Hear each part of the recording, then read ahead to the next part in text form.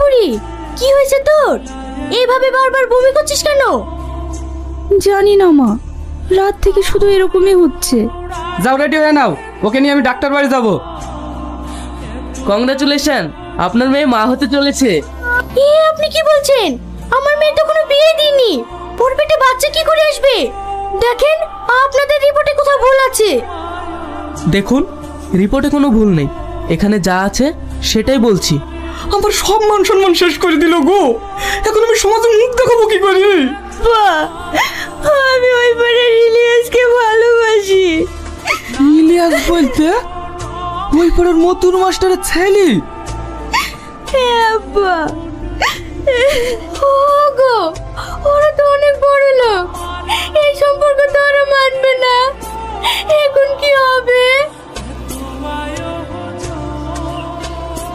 কি ব্যাপার, এমন করছেন কেন আপনি? আপনি আমাকে বাঁচান, নাহলে আমার সব মান সম্মান শেষ হয়ে যাবে। আপনি কি বলছেন? আমি তো কিছুই বুঝতে পারছি না।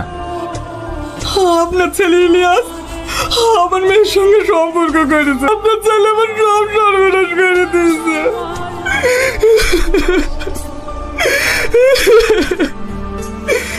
তো হয় আপনার, আপনি আপনার ছেলের সাথে আমার মেয়ের বিয়েটা দেন, তাহলে আমি সমাজে মুখ দেখাতে পারবো না। কি বলছেন এসব? আপনার মাথা ঠিক আছে তো? আমার ছেলে কখনো এটা করতে পারে না। আপনার মেয়ে বাইরে কার সঙ্গে নোংরামি করে এখন আমার ছেলের ঘাড়ে দোষটা পাচ্ছেন? বুঝতে পারছো না? আমাদের টাকা পয়সা আছে রেখে ওর ওই নোংরা মেয়েকে আমার ছেলের ঘাড়ে চাপাতে চাইছে। ছি ছি ছি, এত নোংরা মেয়ে! ওই মেয়েকে তো পাড়া থেকে তাড়িয়ে দেওয়া দরকার। এই মেয়েকে কেন, ওর ফ্যামিলিকে পাড়া থেকে তাড়িয়ে দেওয়া দরকার। ওসব অন্য কিছু না, বাপ মায়ের প্ল্যান নোংরা পথে টাকা ইনকাম করা। এখন ধরা পড়ে গেছে। সে এসব কথা শোনাও পাপ। ও তুই আসবি তো, একবার ফোন করে আসতে হয় না?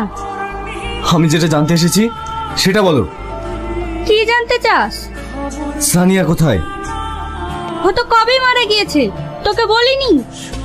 মিথ্যে কথা। আমার কথা বিশ্বাস হচ্ছে না? তোর আব্বাকে জিজ্ঞেস কর। তোমরা একটা নিরপরাধ মেয়েকে কলঙ্কের দাগ লাগিয়ে গ্রাম ছেড়ে করেছো, যার কোনো দোষ ছিল না। ছি, তোমরা যেটা করেছো সেটা ভাবতেও আমার ঘৃণা হচ্ছে। শোন, আমরা যেটা করেছি সেটা তোর ভালোর জন্যই করেছি। রাখো তোমার ভালো। তোমরা তোমার ছেলের ভালো দেখতে গিয়ে একটা মেয়ের জীবন শেষ করে দিয়েছো, একটা ফ্যামিলি শেষ করে দিয়েছো। আমি তোমাদের কখনো ক্ষমা করবো না, কখনো না। বাবু যাস না।